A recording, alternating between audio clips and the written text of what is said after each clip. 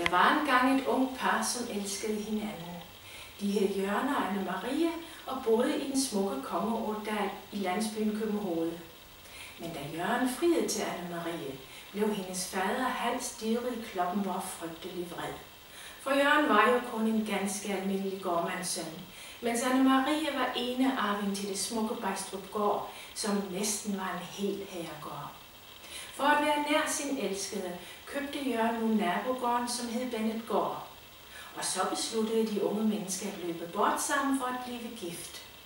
Men det var svært at finde en præst, der tog det vige dem. Alle havde alt for meget respekt for H.D. Kloppenborg.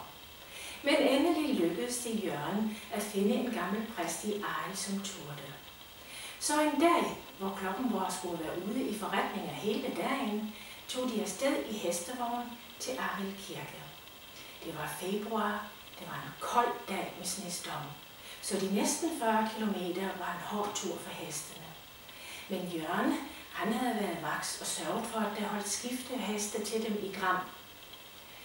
Men så gik det jo, som det gør i alle eventyr.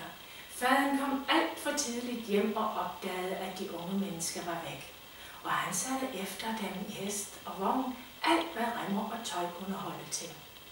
Men da han kom til Gram og opdagede, at de unge mennesker havde fået friske heste der, så opgav han og vendte næsen hjemme med sine egne 2 trætte skinner. Men han var så vred og skuffet, at han gjorde Anne-Marie arveløs. Så flyttede de unge par ind her på Bennetgård i København og fik børn. Og så navngav Anne-Marie en af sønnerne Hans Didrik Kloppenborg. Og så smeltede den gamle faders hjerte, og denne søn fik lov til at arve Bejstrupgård.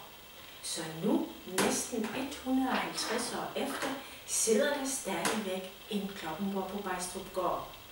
Og kan du gætte, hvad han hedder til fornavn? Ja, han hedder Jørgen.